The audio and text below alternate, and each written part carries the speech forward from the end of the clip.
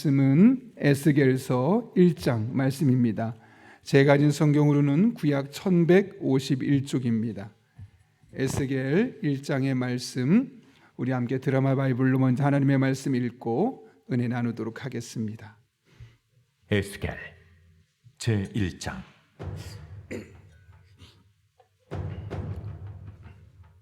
서른째 해 넷째 달 초닷새에 내가 그발강가 사로잡힌 자 중에 있을 때에 하늘이 열리며 하나님의 모습이 내게 보이니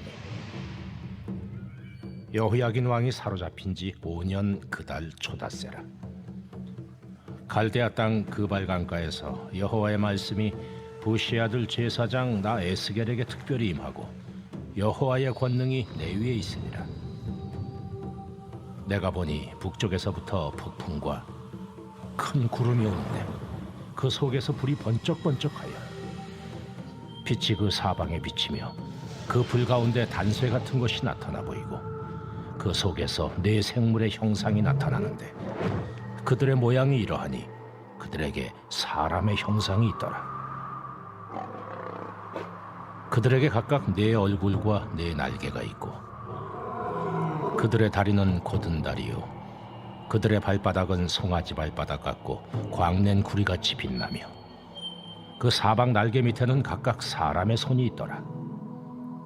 그 네 생물의 얼굴과 날개가 이러하니 날개는 다 서로 연하였으며 갈대에는 돌이키지 아니하고 일제히 앞으로 곧게 행하며 그 얼굴들의 모양은 넷의 앞은 사람의 얼굴이요 넷의 오른쪽은 사자의 얼굴이요 넷의 왼쪽은 소의 얼굴이요 넷의 뒤는 독수리의 얼굴이니 그 얼굴은 그러하며 그 날개는 들어 펴서 각기 둘씩 서로 연하였고 또 둘은 몸을 가렸으며 영이 어떤 쪽으로 가면 그 생물들도 그대로 가되 돌이키지 아니하고 일제히 앞으로 곧게 행하며 또 생물들의 모양은 타는 숯불과 횃불 모양 같은데 그 불이 그 생물 사이에서 오르락내리락 하며 그 불은 광채가 있고 그 가운데에서는 번개가 나며 그 생물들은 번개 모양같이 왕래하더라.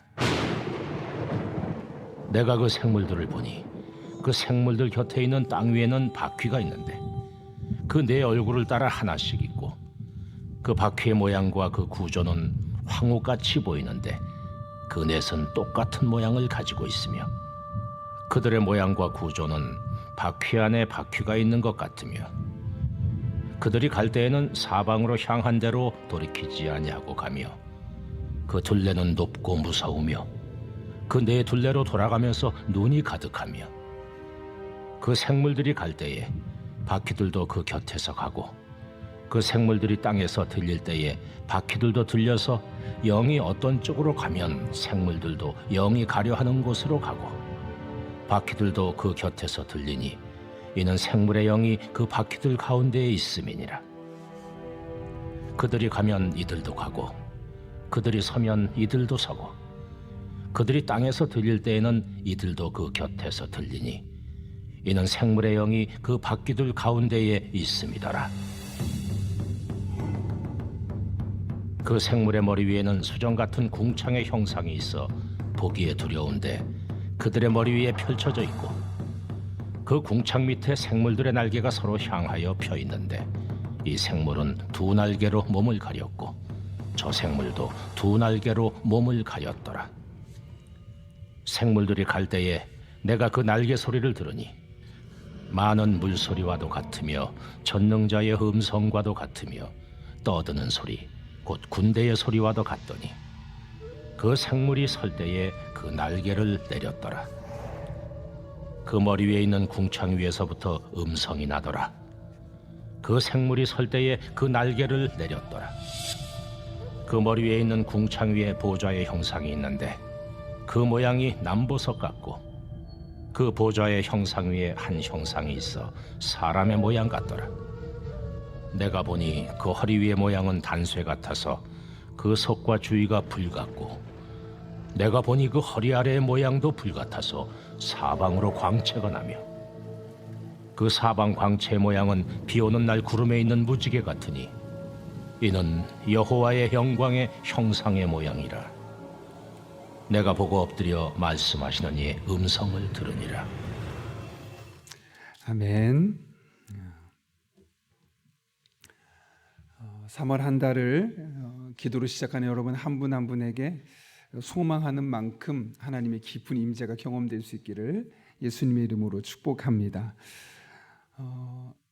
제가 미국에 갔을 때 목사님께서 의도적으로 우리 오는 분들에게 운전면허증을 국제면허증으로 바꿔오라는 이야기를, 국제운전면허를 받아오라는 이야기를 하셨습니다.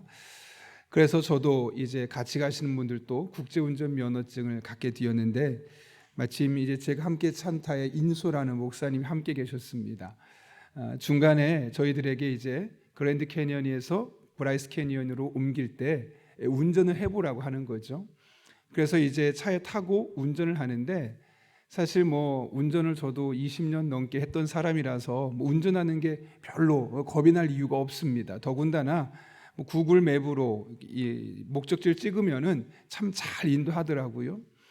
그런데 운전하는데 정말 마음에 부담감이 전혀 없었습니다.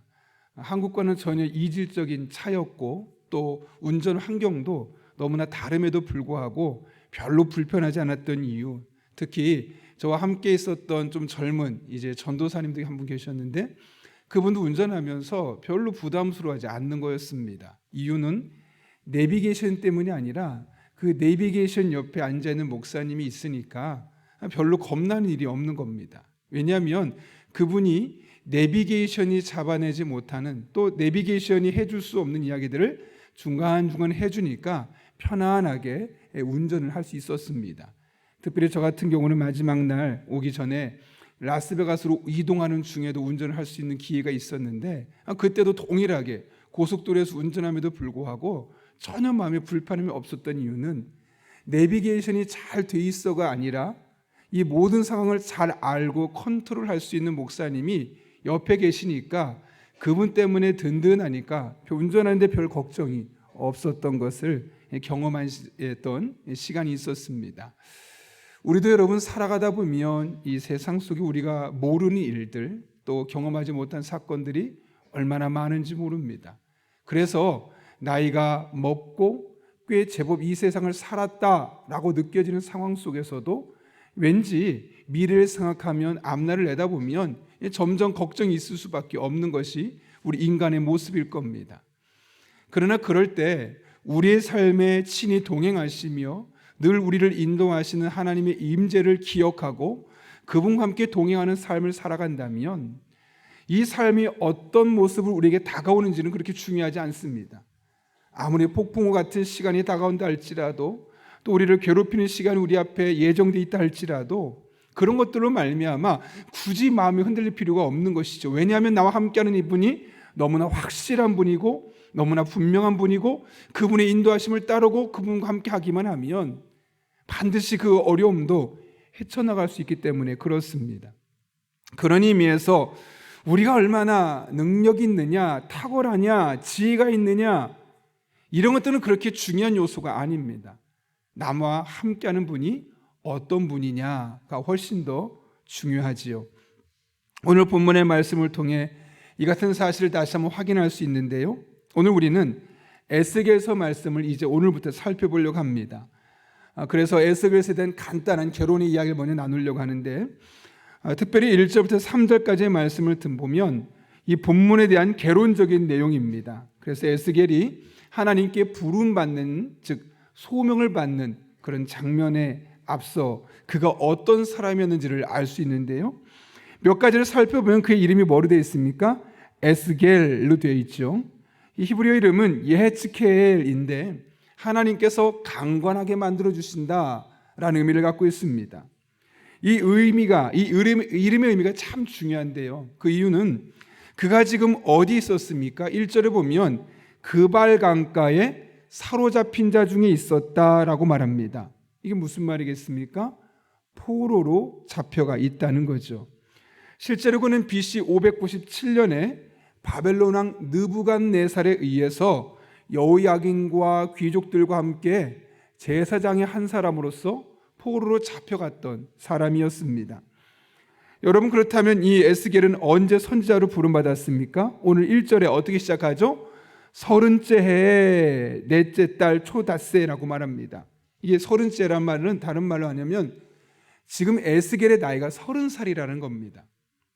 그가 30살에 이 하나님 앞에 소명을 받았다는 것이죠. 선지자로 부름받았습니다. 그리고 나서 그는 22년 동안 어디에서 활동했습니까?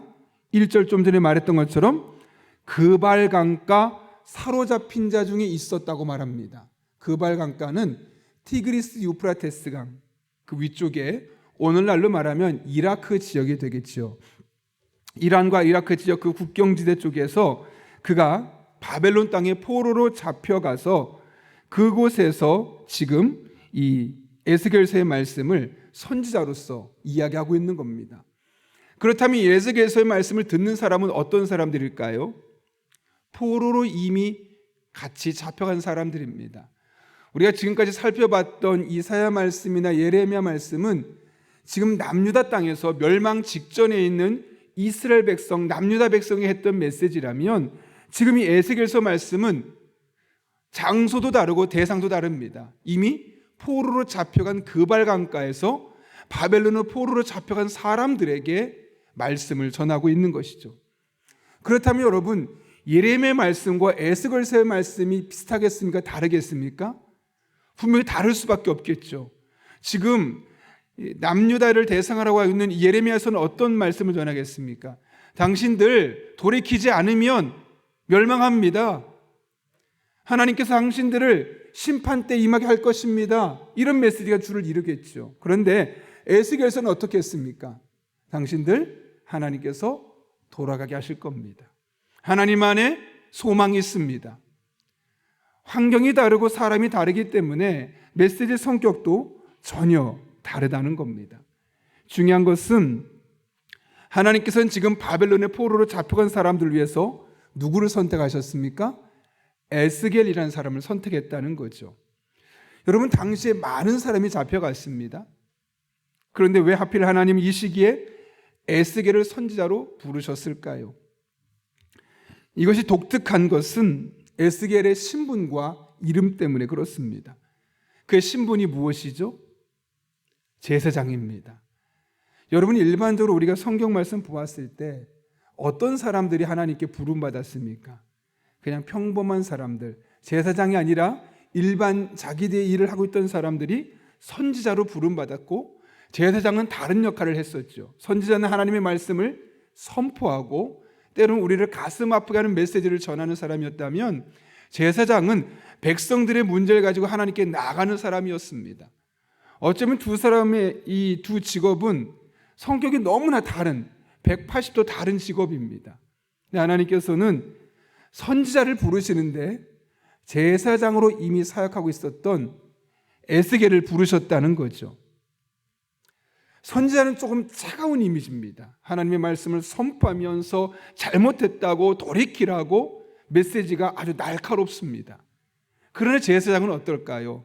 여러분, 당신들이 죄를 지었지만 하나님 앞에 회개하면 하나님 함께 하실 것입니다. 하나님 도와주실 것입니다. 따뜻한 메시지를 전하는 겁니다. 근데 지금 여러분, 이 시기에 바벨론의 포로에게 필요한 메시지는 무엇이겠습니까? 선지자적인 메시지도 필요하지만 제사장적인 메시지도 필요한 겁니다. 그래서 많은 직업군이 있고 다양한 사람들이 있었지만 하나님은 그 시기에 제사장이었던 에스겔에게 선지자의 직분까지 함께 맡겨서 그들의 가슴을 치는 날카로운 메시지만 전하는 것이 아니라 소망의 말씀과 함께 이 제사장의 사역까지 함께 감당할 수 있도록 하고 있는 것을 보게 되는 겁니다. 더군다나 그의 이름의 뜻이 무엇이라고요? 예헤르켈, 하나님께서 강건하게 만들어주신다. 여러분이 포로로 잡혀간 이 사람들이 에스겔의 이름을 들을 때마다, 에스겔을 볼 때마다 어떤 마음이 들었을까요? 하나님이 우리를 강건하게 해주실 거야, 그런 마음 듣지 않았겠습니까?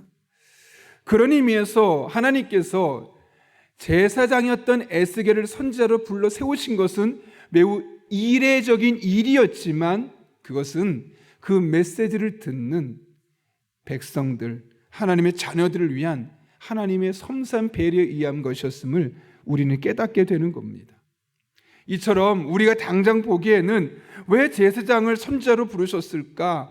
왜 많고 많은 사람 중에 에스겔이란 이름을 가진 사람을 선지자로 부르셨을까? 그런 의구심을 가지고 볼 수 있었겠지만 살펴보면 하나님은 필요한 때 그 상황에 적합한 사람을 불러서 일하신다는 것을 우리는 볼 수 있는 겁니다.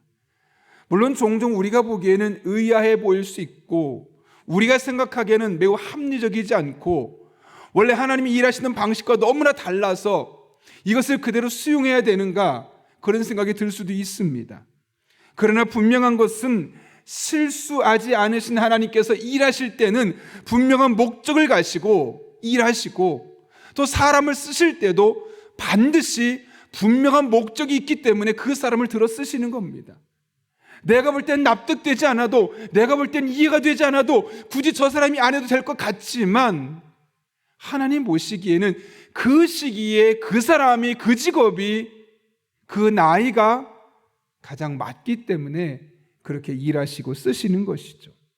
그것은 우리도 마찬가지입니다.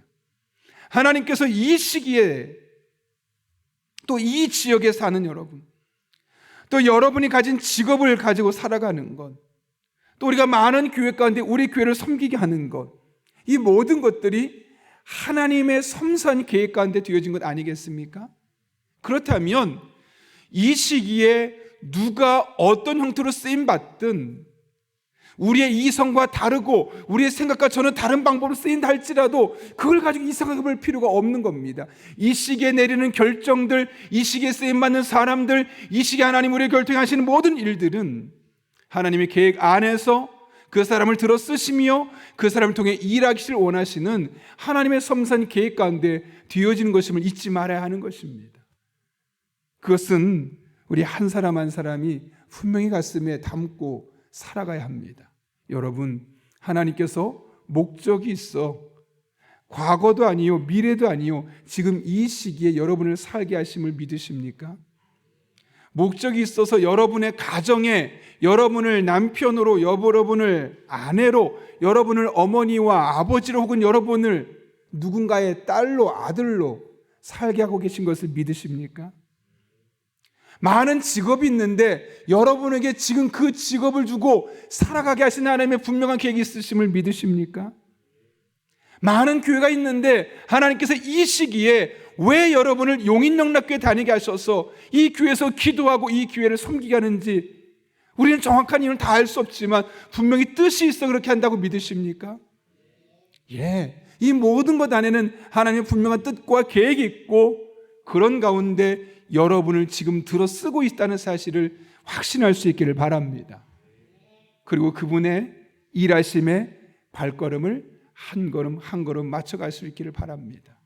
하나님께서 여러분을 왜 이 땅에 이 시기에 이 가정에 이 일을 하게 하고 이 교회를 섬기게 하는지 분명한 하나님의 메시지를 발견하게 될 것이고 여러분은 에스겔과 같은 사람으로 하나님의 목적을 위해 쓰임받는 사람이 될 것입니다. 바라기는 우리 모두 그런 하나님의 은혜를 경험할 수 있기를 예수님의 이름으로 축원합니다.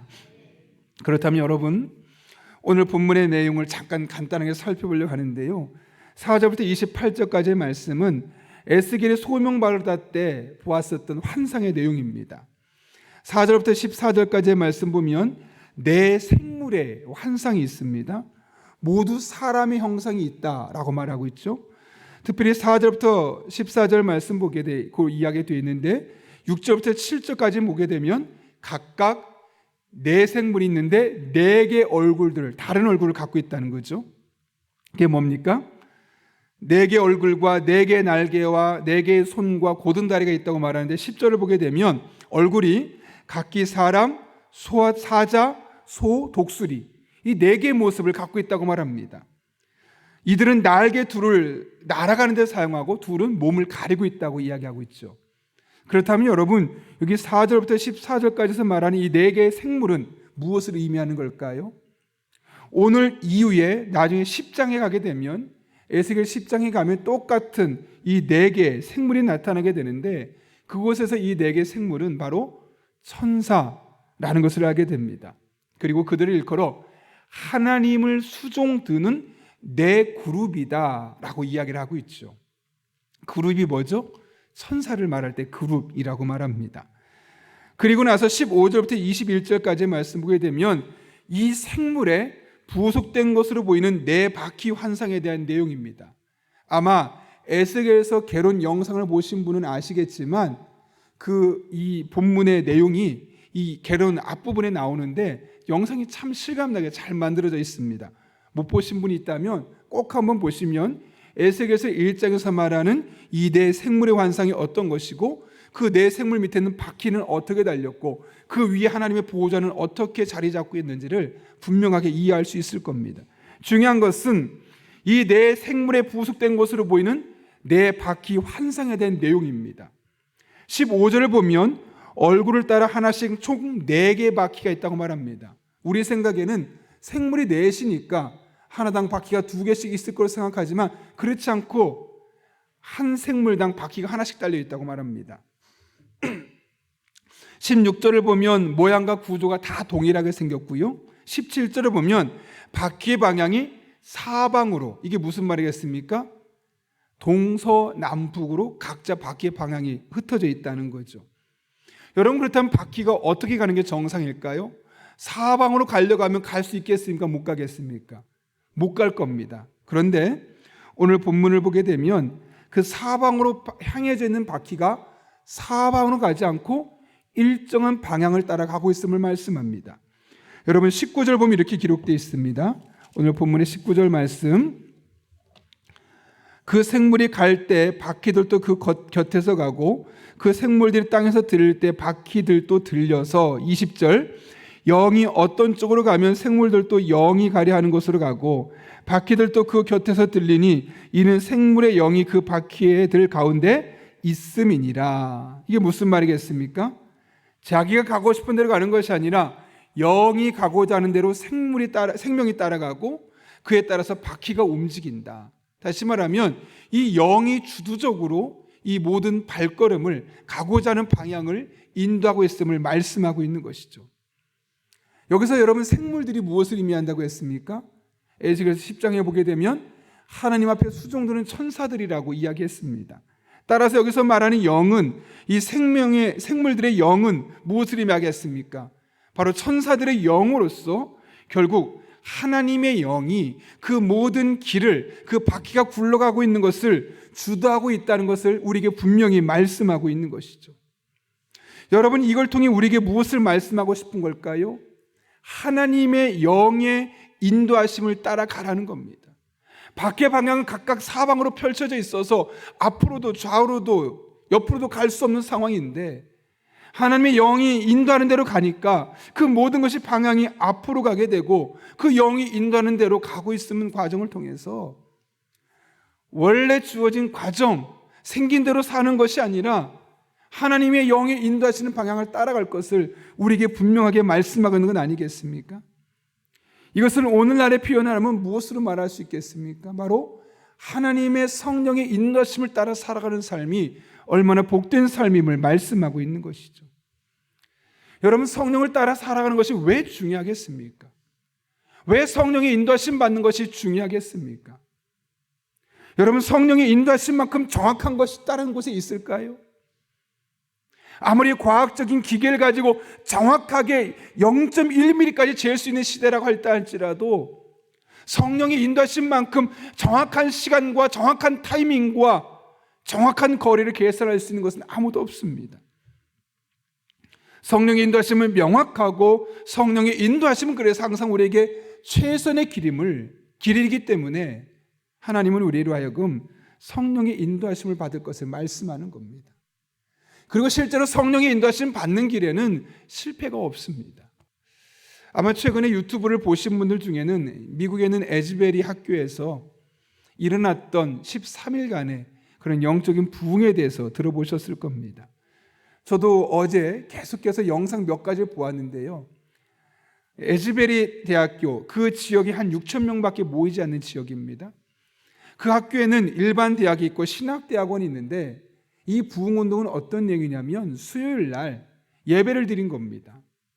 한 설교자가 설교를 끝나고 나아가면서 여러분, 우리들의 안에 있는 죄악과 우리들의 모습을 하나님 앞에 고백하며 나아갑시다. 예배 끝나고 다 나가는 겁니다. 당연한 거죠. 우리 예배 끝나고 집으로 가지 않겠습니까? 학생들도 어떤 학생은 예배 끝나고 집으로 갔을 것이고 어떤 학생은 더 공부하러 갔을 것입니다. 그런데 그 중에 약 20여 명의 학생이 기도하는데 자꾸 마음속에 집에 가야 되는데, 수업하러 가야 되는데 아니라 더 기도해라, 더 기도해라, 이런 마음을 주시는 겁니다. 누가 그런 마음을 주셨겠습니까?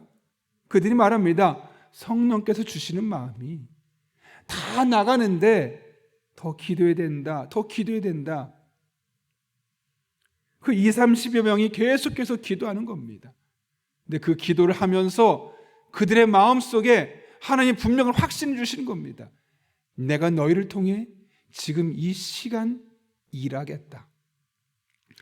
그 확신이 얼마나 강하게 다가오는지 친구들에게 카톡을 우리는 카톡이지만 문자를 보냅니다. SNS를 보냅니다. 야, 뭔가 이상해. 하나님이 움직이셔. 하나님이 이곳에서 일하고 계셔.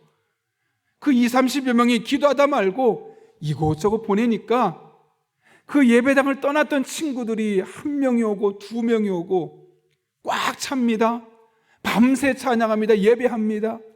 그것이 무려 13일 동안 이어지는 겁니다. 그걸 보려고 미국 전역에서 SNS를 보고 친구들의 메시지를 듣고 전체 사람이 6천 명밖에 보이지 않는 그 동네, 학생이 몇백 명밖에 안 되겠죠. 예배당에 한 1,000명이 넘게 들어가는 예배당인데 그곳에 들어가려고 하면 최소한 7시간에서 8시간 기다려야 된답니다. 왜냐하면 꽉 차 있어가지고 1명이 나오면 1명 들어가고 2명 나오면 2명 들어가고, 평일인데 7시간, 8시간이 결례지만 들어가는 거고요.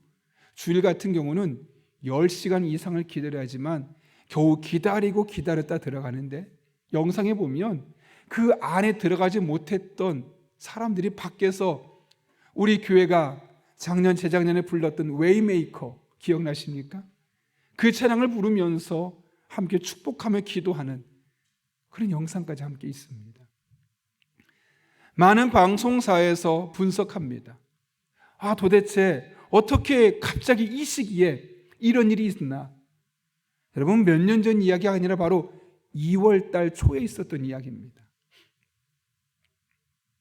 대부분의 방송은 겉으로 드러났던 그 부흥의 현장만 보여줍니다. 그런데 워싱턴 중앙교회 류용렬 목사님이 미국에 사니까 비행기 타고 부목사님 몇 분과 함께 방문한 겁니다. 그리고 그곳에 가서 들어가서 이야기를 보고 듣다가 한 분을 만나게 되었는데, 하나님이 이렇게 하신 이유가 있구나 알게 되었습니다. 말레이시아에서 또 홍콩에서 여러 곳을 다니면서 신학을 가르쳤던 한 교수님이 계신데, 그분이 기도하는데 자꾸 하나님 주시는 마음이 너 에즈베리로 가라. 그런데 여태 신학교 교수 아니었겠습니까? 하나님, 저 여기서 신학교 교수인데요, 그거 그만두고 가라. 여러분, 납득이 되십니까? 신학교 교수인데 그 그만두고 에즈베리를 가라는 겁니다. 갔으면 그러면 그 에즈베리 신학교에 있으니까 거기서 신학교 교수로서 다시 일하게 하실까? 아니요. 하나님은 너 이제부터 이곳에 곧 하나님께서 임재하시고 하나님이 능력 부어주시고 부흥의 역사가 있을 것을 사람들에게 네가 기도로 준비시켜라. 그리고 네가 그것을 알려라. 그분의 닉네임 별명이 뭐냐면 샌드위치맨이에요. 여러분, 샌드위치가 어떻게 돼 있죠? 이쪽 빵과 이쪽 빵 중간에 야채가 들어가든 햄이 들어가지 않습니까? 샌드위치맨이라고 부른 이유는 앞에 목에 걸고 주님께서 함께 하십니다, 기도하십시오, 뒤에도 그런 메시지를 쓰고 다니니까 마치 이 두 개로 끼어서 사람들이 보기엔 말도 안 되는 겁니다. 아니, 지금 이렇게 과학이 발달한 시대, 합리적이고 이성주의가 발달한 시대 속에 무슨 저런 말도 안 되는 이야기냐, 샌드위치민이라고 그 사람을 놀렸던 겁니다. 근데 그분이 2년이 넘는 시간을 계속해서 기도 시간을 늘려라 말씀하시는 성령의 인도심을 따라 기도하는 겁니다. 주변에 기도 사는 사람을 더 불러 모으고 그 결과가 바로 얼마 전에 있었던 에즈베리에서 13일 동안 신학생들이 아니라 일반 대학교 청년들이 그 부흥의 현장이 얼마나 컸는지요, 얼마나 감격스러웠는지 유명한 찬양 인도자가 와서 우리가 그 예배를 인도하겠다고, 유명한 목사님들이 와서 우리가 한번 그거 현장에 더 한번 불길을 지펴보겠다고, 안 된다고. 지극히 평범한 그 작은 학교에서 그냥 연주하던 청년들이 연주하고요, 무명의 목회자가 설교하고요. 근데 그 13일 동안 불길이 끊어지지 않는 겁니다. 여러분, 이것이 어떻게 시작되었습니까?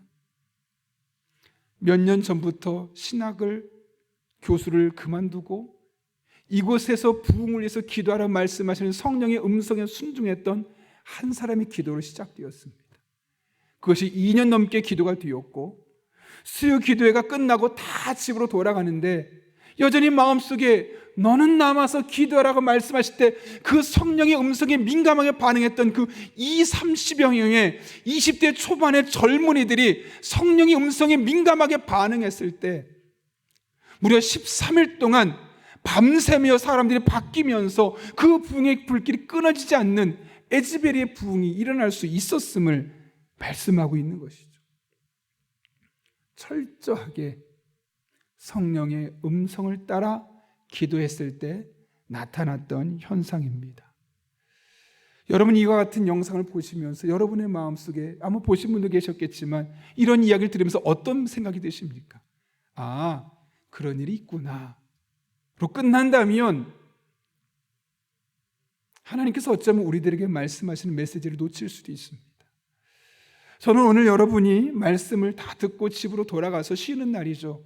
한번 좀 찾아봤으면 좋겠습니다. 그리고 하나님, 이 시기에 비록 우리나라는 아니지만 저 미국 땅에서 이런 부흥의 역사를 꽃피운 이유가 무엇입니까? 이 시기에 내가 그 메시지를 보며 그 영상을 보며 어떤 마음을 품고 우리 교회에서 어떻게 기도하며 어떻게 나아가야 되겠습니까? 성령 하나님, 말씀해 주십시오.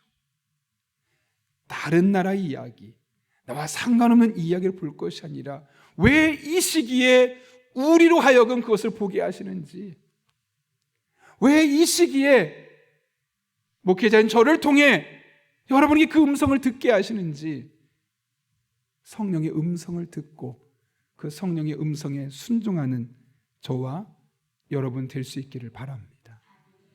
어떤 일을 하실지는 모릅니다. 그러나 하나님 분명한 뜻이 있어 그것을 보게 하시고 분명한 뜻이 있어 그것을 느끼게 하셨습니다. 우리가 하나님의 영의 인도하심을 받으면 우리가 상상할 수 없는, 우리가 미처 경험하지 못했던 그러나 하나님이 하실 수 있는 은혜와 능력들을 경험할 수 있습니다. 올 한 해, 무엇보다 이번 3월 한 달 동안 성령 충만을 삼으며 성령의 인도하심을 따르기를 결단할 때 여러분의 삶을 가장 선한 길로, 가장 완벽한 길로, 최선의 길로 인도하시는 성령의 음성, 성령의 능력 경험할 수 있기를 예수님의 이름으로 축원합니다. 우리 함께 기도하겠습니다. 거룩하신 아버지 하나님, 오늘 또 우리를 주님을 전에 불러주시고 하나님의 말씀 붙들고 기도하게 하시는 은혜 감사합니다. 성령님의 음성에 민감하게 반응하는 주의 종들 되게 도와주셔서 우리가 생각하지 못했던, 우리가 예상하지 못했던 그런 하나님, 내 마음속에 말씀하시는 그 은혜를 경험하는 복된 한 달 되게 하여 주옵소서. 예수님의 이름으로 기도하옵나이다. 아멘.